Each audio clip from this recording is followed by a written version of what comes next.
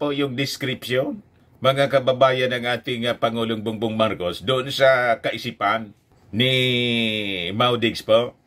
Pero anya Mr. Maravillas, pig play daw ni Harry Roque na ang sabi, dulot ng frustration in hopelessness. Kasi po, pinag-iisipan na baka kasuhan sila ng inciting to sedition.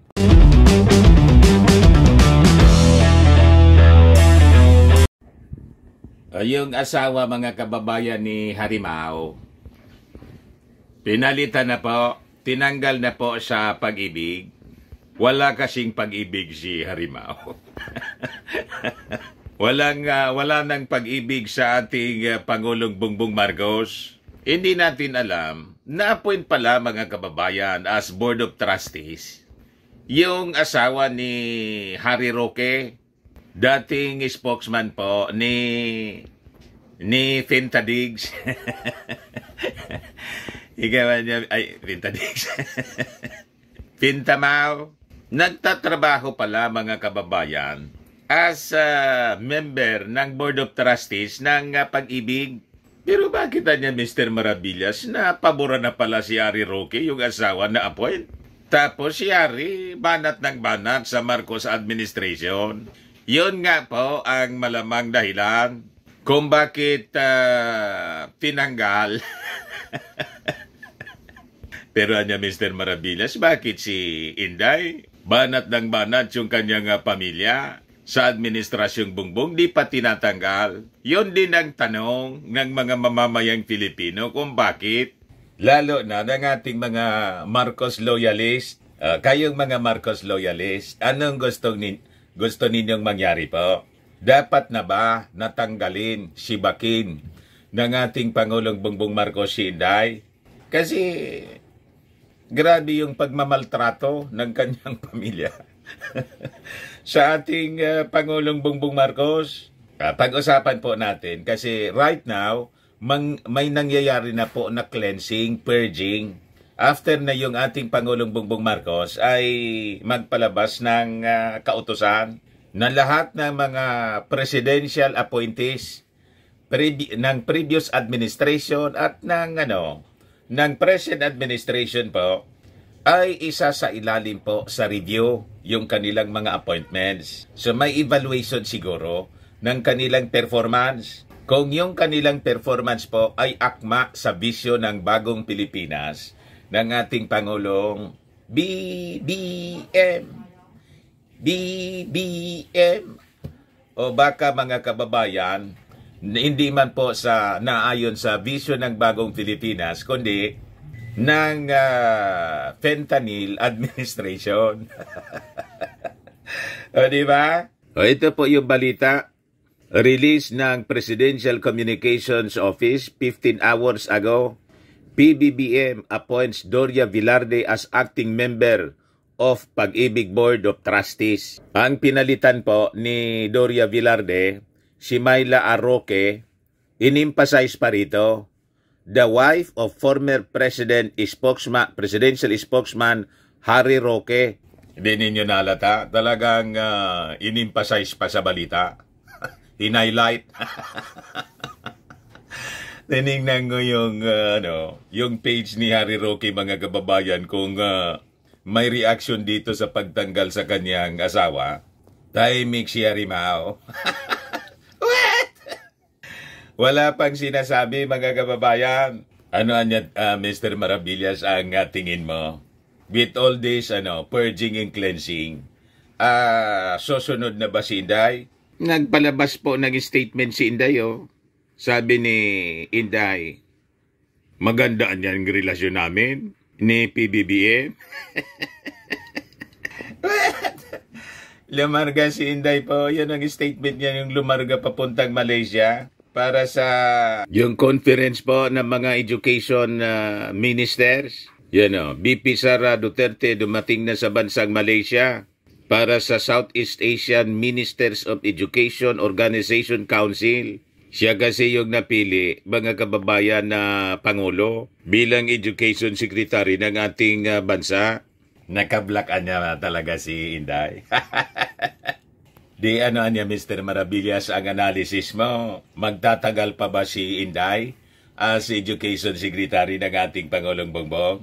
Yan ang pag-usapan po natin, mga kababayan, kung si Inday kailangan pang mag-stay as Education Secretary.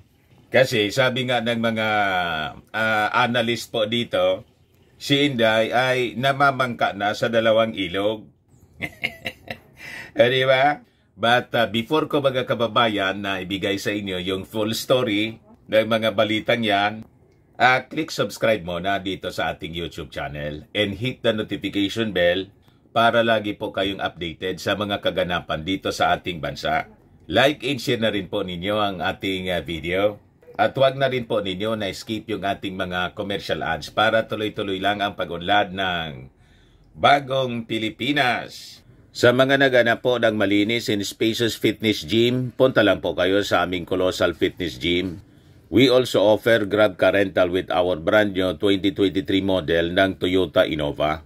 We also accept booking for those who are planning to travel via PAL, Cebu Pacific, and other airline companies, local and international, and bills payment for Meralco bills, Aleco bills para sa mga taga-Albay, PLDT, etc. Kahit isang bansa po kayo gusto na mag-travel, pwede na kayo magpa-online booking dito, bumili ng ticket dito sa aming office. Pati sa sa mga hotels, may bayad center na rin po kami, may Paymaya. Ang Colossal Fitness Gym is located at 3rd floor, Security Bank Building, Lanco Business Park, Legazpi City, Albay. For inquiries, look for Jilon Maravillas. Contact number 0966-802-0949. Yan ang aming Innova po. Lagi na pong matao sa amin. Na-set up na rin yung mga bagong equipments namin sa gym. May treadmill na rin po kami. Ito yung bagong tinitinda naming binibenta naming product. Eye Glow Serum po. Whitening po siya. Tingnan ninyo yung aking anak na architect entrepreneur. Before and now. Diba? Ganda ng epekto po ng Eye Glow Serum. Dumiretso na lang kayo sa kanyang Facebook account, Riz Maravillas on FB. Para sa inyo po mga inquiries. Ito naman po, Automax Radiant Serum. Sa mukha naman, hindi po. Sa mga pulses pala ito, pinapahid-pahid. Mainam po sa mga pains at paninigas na mga kaso-kasuan. Ito naman po, Automax Radiant Serum. Sa mukha naman yung application. Anti-aging po siya. You will look 10 years younger than your age.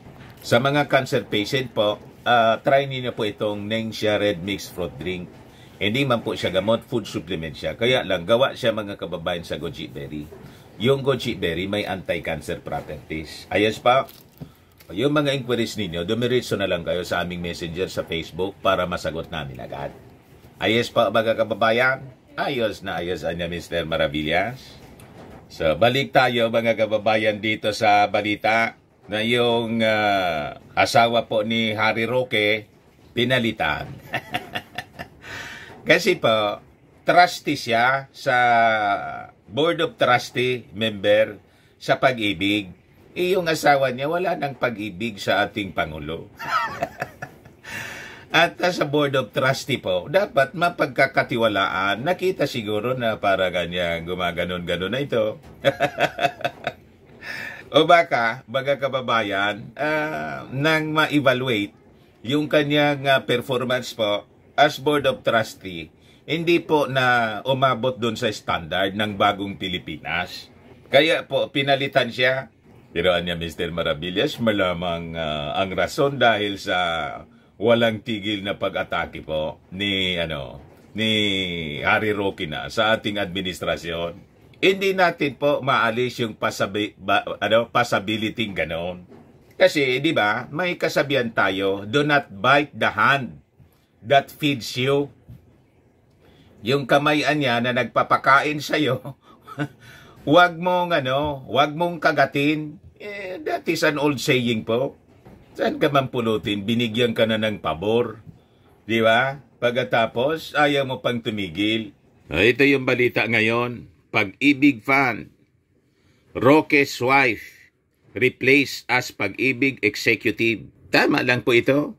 President Ferdinand Marcos Jr. has replaced Myla R. Roque, wife of former presidential spokesperson Harry Roque, with Maria Lourdes D. Doria Vilarde as acting member of the Board of Trustees of the Home Development Fund or Pag-ibig Fund, representing the private employer sector.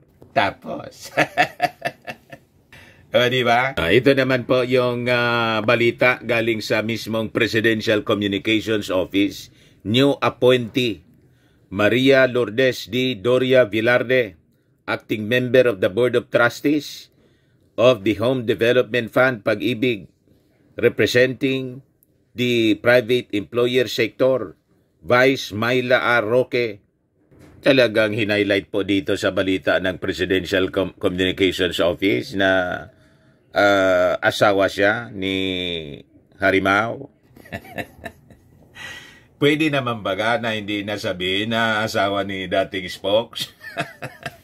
Pero talaga, in-highlight pa. Pwede bagang sabihin may bagong appointee. Tapos, silent na lang doon kung sino yung pinalitan.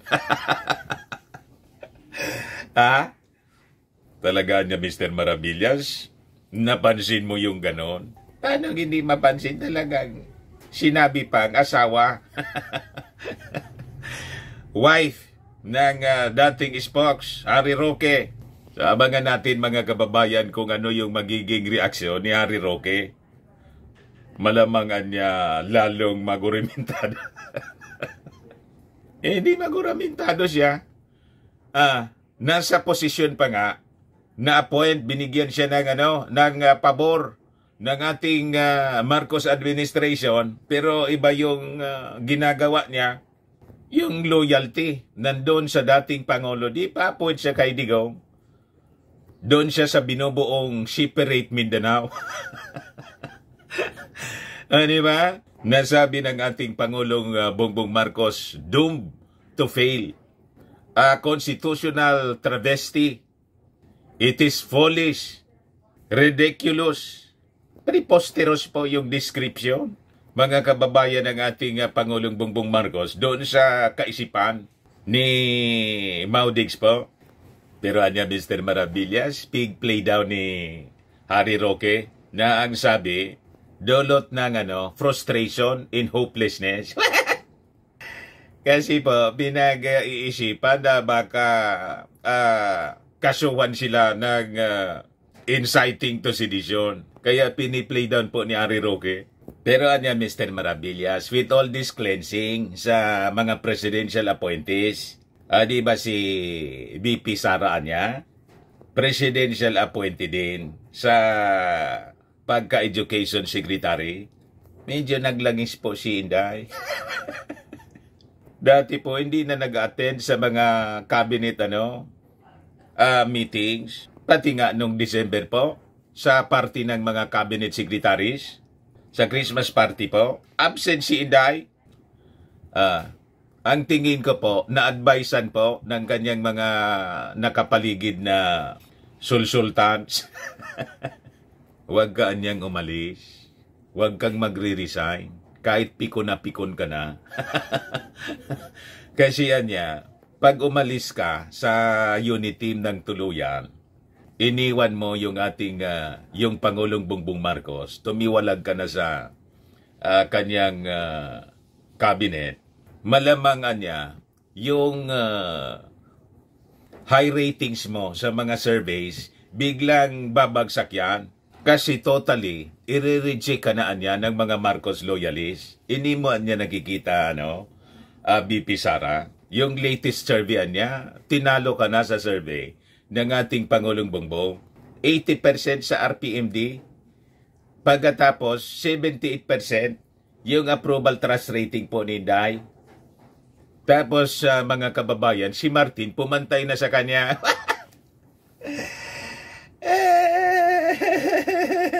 Si Martin Romualdez po, very aggressive ngayon, mga kababayan, sa kanyang mga ginagawa. in support po sa bagong Pilipinas vision ng ating Pangulong Bongbong Marcos. Ito po yung latest, ipakita ko po. Bumuo sila ng Unity League. Unity League Sports Grassroots Tourney announce. Ayan po yung ating susunod na Chief Executive. Ayan si Martin Romualdez, mga kababayan. Tututukan na po ng House of Representatives yung sports. Bakit niya Mr. Maravillas pumasok yung Congress na sa sports? Di ba yung DepEd yung dapat? Si Inday po kasi wala na sa focus sa kanyang trabaho. Kaya naisip siguro ni Martin, i-assume niya yung mga hindi nagagampan ng responsibility ng DepEd Secretary. At saka po si Inday parang namumuro na. Naghihintay lang siguro ng tamang timing based doon sa kumpas ng kanyang tatay at kanyang mga sulsultan.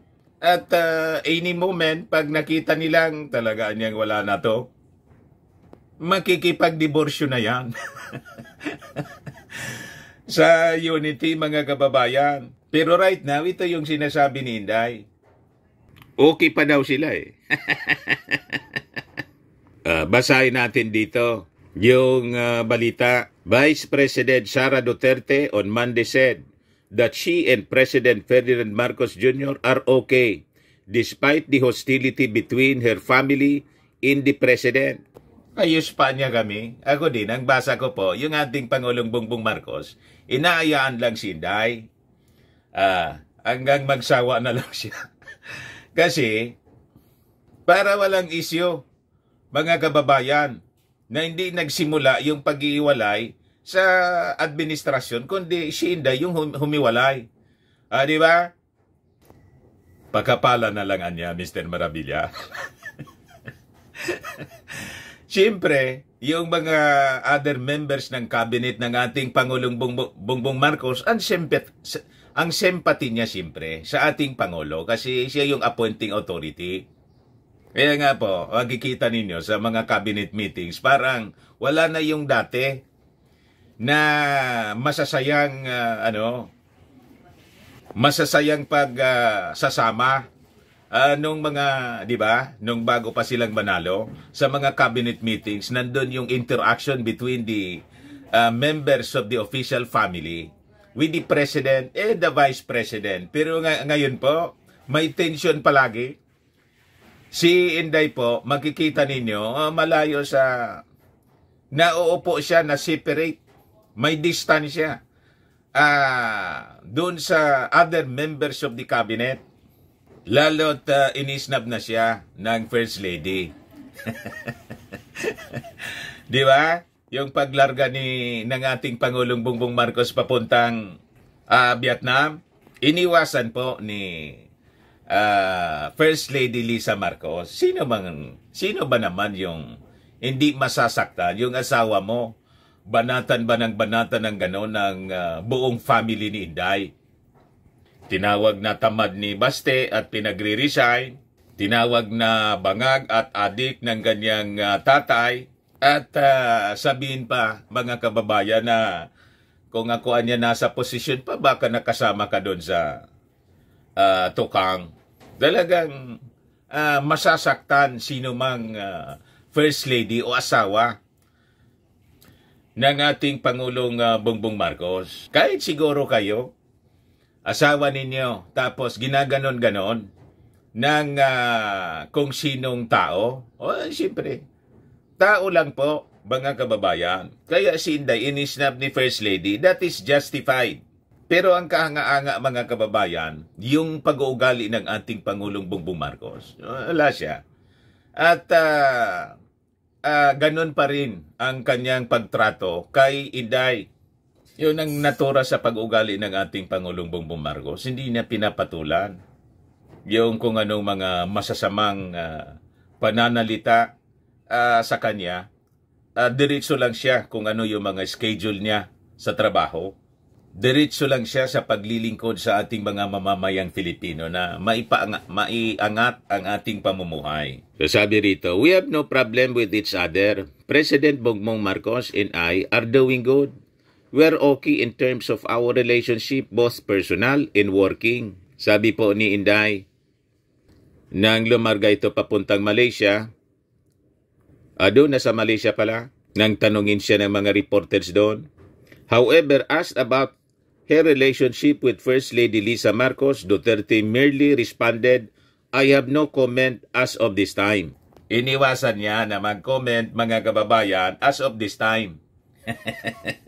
Ibig sabihin, nire-reserve niya yung kanyang comment sa mga susunod na araw, depende siguro sa mangyayari sa kanya as DepEd Secretary. Pag totally, mga kababayan, mawala na yung tiwala sa kanya ng ating administrasyon, ng ating Pangulo lalo na, at sibakin siya, in which case ako, sa tingin ko po, hindi gagawin ng ating Pangulong Bongbong. As much as possible. At hihintayin na lang ng ating Pangulong Bongbong na siya yung umalis. Di ba? Siya yung humiwalay. Duterte also said that she and Marcos have not discussed the accusations made against him by her father, former President Rodrigo Duterte, nor have they addressed her brother, Davao City Mayor Sebastian Duterte's call for Marcos to step down. The said accusations were made during a prayer rally doon sa Davao. Alam na natin ito. Background story ng report ng Inquirer. As a background, Sara for her part dismissed Baste's call as brotherly love as she attributed Baste's actions to the despicable treatment she's been receiving from some allies of Marcos. Masama daw yung pagtrato kasi sa kanya ng mga kalyado ng ating Pangulong Bongbong Marcos. Kaya ganon yung naging reaksyon ni Baste. Baliktad po yung kanyang mga sinasabi. Ang masama ang pagtrato from the very beginning po. Yung kanyang pamilya, yung kanyang tatay, never po na trinatong maayos yung ating Pangulong Bongbong during the campaign pa. Yung akusasyon sa pagiging bangag, hindi na bago noong eleksyon pa. Kaya walang base po, mga kababayan, itong sinasabi ni Inday na masama yung pagtrato sa kanya. Nagsimula po ito doon sa confidential funds. Iatras pa natin, doon sa attempt kay Martin Romualdez na tanggalin as Speaker of the House ni Hilo Garci po, kung saan hindi man siya kumampi kay Martin Romualdez, imbes na kumampi siya kay Martin Romualdez na nangampan niya sa kanya, kumampi si Inday kay GMA, tapos nagsalita na siya ng tambaluslos. Nakalimutan na ni Inday na si Martin naging parte ng kanyang pagkapanalo, campaign manager niya eh. Nagpasalamat pa nga po, mga kababayan, at lalong tumindi doon sa pagtanggal ng confidential funds na siya man lang po yung nagsabi, bahala na niya kayo. Yun pala, masama yung kanyang loob. What? Kasi gustong-gusto niya na ma-retain talaga yung confidential funds. Bakit niya, Mr. Maravillas, inuulit-ulit mo yung ganong background story? Kasi inuulit-ulit nila yung kasinungalingan. Binabaliktad nila, minamasama nila, mga kababayan, yung mga kaalyado ng ating Pangulong Bongbong. Yung kanilang masamang ugali, hindi nila napapansin. Tama ba, mga kababayan? Pero anya, Mr. Maravillas, lalo yata na titindi yung pagselos ng kampo ni Inday sa kampo ni Martin Romualdez. Malamang, mga kababayan, kasi si Martin po, ito na siya, bumuo na po ng Unity League Sports. Unity League Sports, grassroots tourney, announce. Magtutournament po. Buong Pilipinas, mga kababayan, nagsanib puwersa. Yung PTV, pagkatapos yung Congress. At nilunsad nila yung tinatawag na Unity League. Ayan po. Bakit niya, Mr. Marabilla, sinasabi mo na baka mag-selos yung mga DDS, yung Kampo ni Inday? Ipiperceive naman po ito na itong galawan ni Martin pang 2028 presidential elections. So, pampolitika niya yan ni Martin Romualdez. Lahat ng galaw ngayon ni Martin, binabantayan po nila. Kinukulayan ng politikal yung pag-ikot-ikot ni Martin Romualdez with the members of Congress sa pagtutulong po sa mga nasalanta ng, kaya nga po doon, pinulitika sa Davao. Hindi pinapasok yung team po ni Martin Romualdez para tumulong doon sa mga nasalanta ng baha, pati yung pagtulong sa mga biktima ng baha at landslide. Inaluan po ng politika. You see, sabi po ni Saldico, yung Chairman Committee on Appropriations, dapat sa ganitong mga sitwasyon, kalimutan natin muna yung hindi pagkakainintindihan, kundi yung pagsaklolo sa mga nasalanta, yun ang dapat inuuna. Tama naman po si Saldico. So malamang sa malamang, kukulayan nila itong Unity League. Ayaba, the state-run People's Television Network, PTV, has launched the Unity League, a grassroots tournament for sports that aims to produce potential national sports athletes under Team Sibol. Para sa initial venture po, itong Unity League will hold the Mobile Legends Bang Bang Nationwide Tournament, open to all local government units willing to field their squads. Ito pa naman mga kababayan yung kinababaliwan ng mga kabataan. Di ba? Mobile Legends. Grabe po yung nagkahilig dito sa ating mga kabataan. This was announced by PTB General Manager Annalisa Puod during the press